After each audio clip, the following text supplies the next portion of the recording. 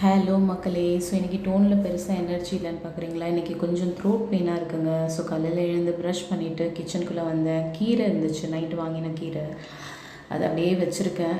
அஞ்சு ஏதாச்சும் பண்ணணும்.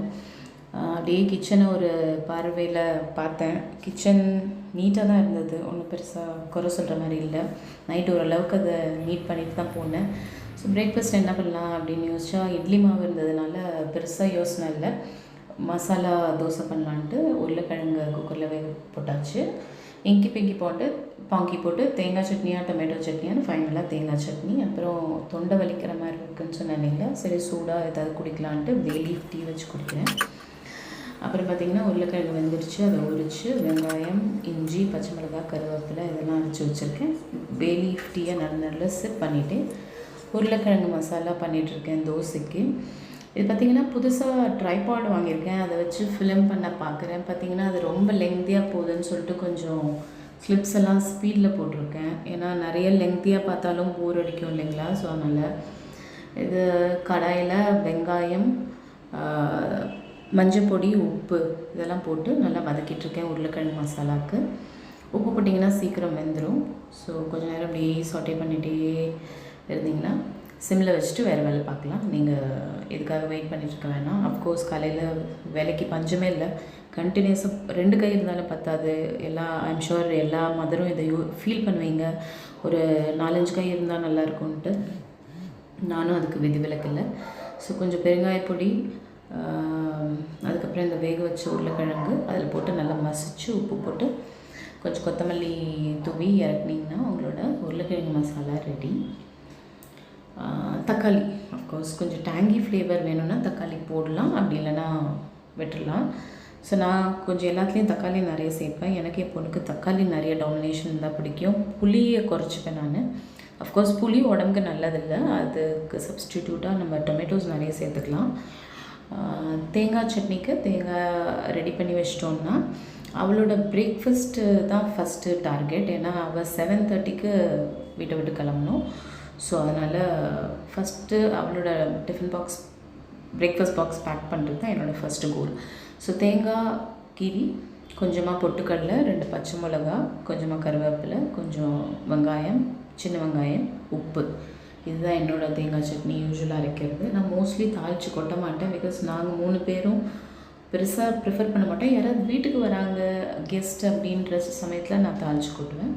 அதர்வைஸ் எதுக்கு எக்ஸ்ட்ரா ஆயில் இல்லைங்களா? ப்ளஸ் எனக்கு டேஸ்ட்டில் ஒன்றும் டிஃப்ரென்ஸ் தெரியல தாளித்து கொட்டாத சட்னிக்கும் தாளித்து கொட்டின சட்னிக்கும்.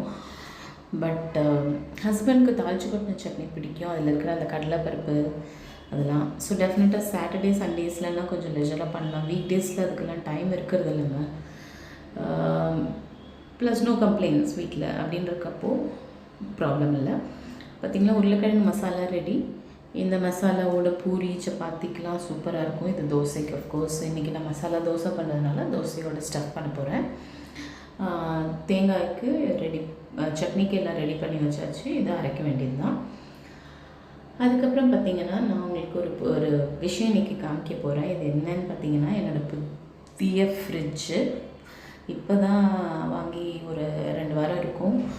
Whirlpool fridge. இந்த ஃப்ரிட்ஜோட ஃபுல் அன்பாக்சிங் வீடியோ நான் சீக்கிரம் போடுறேன். நடுவில் என்னோடய உருளைக்கிழங்கு மசாலா ரெடி. அதை கொண்டு போய் டைனிங் டேபிளில் வச்சுட்டு இமீடியட்டாக அவளோட தோசை பண்ண ஆரம்பிக்கணும். அந்த தோசை நான் சொன்ன மாதிரி ஹெல்தி தோசை பண்ணணுன்றது தான் என்னோடய ஒரே கோல். சட்னின்னு அரைச்சிடல, சாரி. ஸோ கொஞ்சம் பொட்டுக்கடலை, இந்த தேங்காய், பச்சை மிளகாய் இதெல்லாம் போட்டு சட்னி அரைச்சிட்ருக்கேன். சட்னியில் நிறைய தேங்காய் போட்டு 2 ஸ்பூன் மற்றும் பொட்டுக்கடலை போட்டு சட்னி அரைச்சிங்கன்னா அது தேங்காய் சட்னி. இதே நிறைய பொட்டுக்கடலை போட்டு 2 10 தேங்காய் போட்டு அரைச்சிங்கன்னா அது பொட்டுக்கடலை சட்னி. ஸோ அதுதான் டிஃப்ரென்ஸ். டேஸ்ட் டெஃபினட்டாக 2த்துக்கும் டிஃப்ரென்ஸ் இருக்குது. ஹஸ்பண்டுக்கு தேங்காய் சட்னி தான் பிடிக்கும். பட் நான் தேங்காய் நிறைய யூஸ் பண்ண மாட்டேன் என்னோடய குக்கிங்கில். பிகாஸ் அது ஒரு ஸ்டில் டிபேட் இருக்குது. தேங்காய் உடம்புக்கு நல்லதா கெட்டதா எனக்கு இன்னும் அதுக்கு ஒரு சரியான ஆன்சர் கிடச்சிடல. பட் அதுக்காக அவாய்டும் பண்ண மாட்டேன். கொஞ்சம் கம்மியாக தான் யூஸ் பண்ணுறேன் என்னோடய குக்கிங்கில். அப்புறம் லீஃப் டீ 2 பேரும் எழுந்தாச்சு. அதனால் அவங்க 2 பேருக்கு கொஞ்சம் காலையில் சூடாக ஏதாவது குடித்தா நல்லாயிருக்கும்ட்டு கொஞ்சமாக கொடுக்கறது. ஹஸ்பண்டுக்கு அஃப்கோர்ஸ் ஏதாவது ஒரு ஹெர்பல் டீ மஸ்ட்டு. டயபெட்டிக்ஸ்க்கு இருக்கிறதுனால ஏதாவது ஒரு ஸ்பைஸ் போட்டு இதர் சினமனோ இல்லை வேப்ப இலை இல்லைன்னா ஆவாரம் பூ அப்படி ஏதாவது ஒன்று போட்டு பண்ணி கொடுப்பேன். இது பார்த்திங்கன்னா சட்னி அரைச்சாச்சு, கொஞ்சம் கட்டியாக இருக்கும் போதே எடுத்து தனியாக வச்சுட்டு அப்போ தான் பொண்ணுக்கு தோசை பண்ணி அது மேலே ஆலு ஸ்டஃபிங் வச்சு அது மேலே அந்த சட்னி வச்சு ரோல் பண்ணி கொடுத்துட்டா அவள் தெரியாமல் சாப்பிட்ருவா. இல்லைனா அவள் தேங்காய் சட்னி சுத்தமாக சாப்பிட்றது இல்லை. ஃபார் தட் மேட்டர் தேங்காவே பிடிக்கிறது இல்லை அவருக்கு. ஸோ அதனால் எப்படி பண்ணுறேன், சட்னியை வச்சு ரோல் பண்ணிட்டேன்னா சாப்பிட்ருவா. இது பார்த்திங்கன்னா தோசை மாவு ஃப்ரிட்ஜ்லேருந்து எடுத்து வெளியில் வச்சுருக்கேன் தோசை பண்ணுறதுக்கு. நடுவில் என்னோடய பே லீஃப் டீயை கொஞ்சமாக சிப் பண்ணிகிட்ருக்கேன். இப்படி தான் அவங்க என்னோடய காலையில் டீ குடிக்கிற படலம் போகும். உட்காந்து ரிலாக்ஸ்டாக குடிக்க முடியாது. ஸோ தோசை ஹெல்தி தோசை பண்ணணுன்ட்டு அதில் கொஞ்சம் நிறைய கேரட் கொத்தமல்லிலாம் துருவி போட்டு தோசை பண்ணிகிட்ருக்கேன். இல்லைனா வெறும் மசாலா தோசை பார்த்திங்கன்னா ஹை கேலரி, கொஞ்சம் கூட ஃபைபர் சேர்த்திங்கன்னா அதோட ஹை கிளைசமிக் இண்டெக்ஸ் வேல்யூவாக அது கொஞ்சம் கம்மி பண்ணும். அது ஹஸ்பண்ட்க்கு வேண்டி இந்த ஐடியா. ப்ளஸ் கேரட்ஸ் குழந்தைங்களுக்கு ரொம்ப நல்லது கண்ணுக்குன்றதுனால என்னோடய மோஸ்ட் ஆஃப் த பிரேக்ஃபாஸ்ட் ரெசிபீஸில் நிறைய கேரட் பீன்ஸ் சேர்ப்பேன் நான். ஸோ தோசை பண்ணிகிட்ருக்கேன். அதில் ஆலு ஸ்டஃபிங் பண்ணி சட்னி போட்டு அவளோட பிரேக்ஃபாஸ்ட் பாக்ஸ் ரெடி பண்ண அவ்வளோதான் வேலை. அதுக்கப்புறம் இமீடியட்டாக ஆப்வியஸ்லி அவளோட லஞ்ச் பாக்ஸ் தொடங்கும். அண்ட் தென் எங்களோட லஞ்சு, பிகாஸ் வீட்டில் வேலை பார்க்குறவங்க வருவாங்க அரவுண்ட் 9:30க்கு. அதுக்குள்ளே நான் பாதி வேலை முடித்தா தான் எனக்கு கரெக்டாக இருக்கும். பிகாஸ் அதுக்கப்புறம் நான் கொஞ்சம் நடக்க போவேன் 40 மினிட்ஸ்க்கு. அதுக்கப்புறம் வந்து என்னோடய மிச்ச சமையலும் முடித்தா தான் லன்ச் டைமுக்கு அது கரெக்டாக இருக்கும். So yes, dosa ready. அவளோட ஸ்டஃபிங் வச்சு பேக் பண்ணி அவளோட பாக்ஸில் வச்சோன்னா she is ready to go.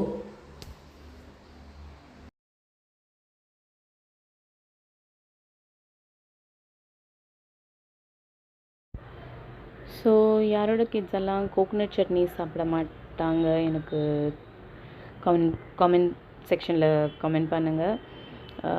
Love to hear. And என்னென்னலாம் டிப்ஸ் நீங்கள் ஃபாலோ பண்ணுவீங்க to make your child eat coconuts. Because கோகோனட்ஸ்னு பார்த்திங்கன்னா it's very rich and healthy fats. வளர குழந்தைங்களுக்கு இம்பார்ட்டண்ட், ரொம்ப சக்தி வாய்ந்த ஒரு இது அது. வித் வெல்லம், பொட்டுக்கடலை அதெல்லாம். ஸோ இந்த சாஸஸ் இதெல்லாம் வந்து இந்த காலத்து குழந்தைங்களோட டேஸ்ட் பட்ஸையே மாற்றி வச்சு, ஸோ நம்ம தான் கொஞ்சம் கொஞ்சமாக டெவலப் பண்ணி விடணும் நம்மளோட ட்ரெடிஷ்னல் ரூட்ஸ்க்கு.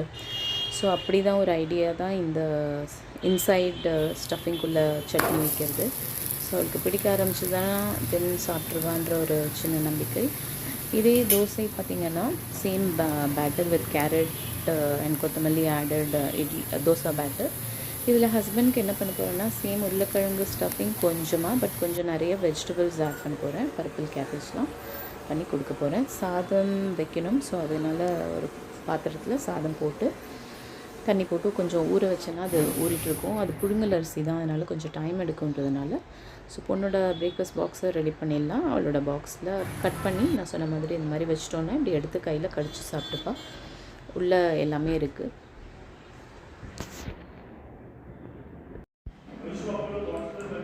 இது பார்த்திங்கன்னா அவளோட லஞ்ச் பாக்ஸ். சப்பாத்தி பண்ணி உள்ளே பன்னீர், கேப்சிகம், பர்பிள் கேபேஜோட ஸ்டஃபிங் வச்சு கொஞ்சம் டார்க் சாக்லேட், என்னோடய வெட்டிங் ஆனிவர்சரிக்கு வாங்கின சாக்லேட்ஸ் தான் அது. அதில் பெல்ஜியம் டார்க் சாக்லேட்ஸ், அதுலேருந்து ஒரு ஸ்மால் பீஸ், நம்ம ஆரஞ்சு ஸ்லைசஸ். இதுதான் இன்றைக்கி பொண்ணோட பிரேக்ஃபாஸ்ட். எங்களோட லஞ்ச் பார்த்திங்கன்னா முருங்கைக்காய், மணத்தக்காளி காய் போட்டு வத்த குழம்பு, அதுக்கப்புறம் கீரை மசியல் மாதிரி. இதை சும்மா பருப்பில் வேக வச்சு கீரையும் போட்டு அதை பல்ஸ் மோடில் விட்டு அரைச்சி இதில் போட்டு கொஞ்சமாக தேங்காய், சீரகம், பச்சை மிளகாய் அரைச்சி விட்டோம்னா சூப்பரான கீரை மசியல், டேஸ்டியான மசியல் ரெடி. அதுக்கு தாளிச்சு போட்டுறது கடுகு, உளுத்தம்பருப்பு, காஞ்ச மிளகாய், அதுக்கப்புறம் ஒரு கேபேஜ் பொரியல்.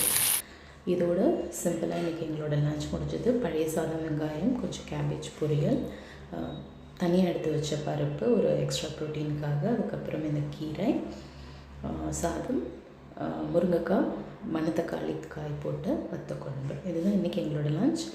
ஸோ இந்த விலாக் பிடிச்சிருந்தா நான் கண்டிப்பாக லைக் பண்ணுங்கள், ஷேர் பண்ணுங்கள், சப்ஸ்கிரைப் பண்ணுங்கள். இதுலேருந்து ஏதாவது ஒரு சின்ன விஷயம் உங்களுக்கு யூஸ்ஃபுல்லாக இருந்தால் கண்டிப்பாக எனக்கு காமெண்ட் பாக்ஸில் தெரியப்படுத்துங்க. எங்களோட வீடியோஸ் உங்களுக்கு திருப்பி பார்க்கணுன்னா கண்டிப்பாக பெல் ஐக்கனை ப்ரெஸ் பண்ணுங்கள். அப்போ தான் உங்களுக்கு நாங்கள் போடுற வீடியோஸ்லாம் அவங்களோட நோட்டிஃபிகேஷனாக அவங்களோட இன்பாக்ஸில் வரும். ஸோ இன்னொரு வீடியோவோட உங்களை திருப்பி பார்க்குறேன். டில் த டைம், பாய்.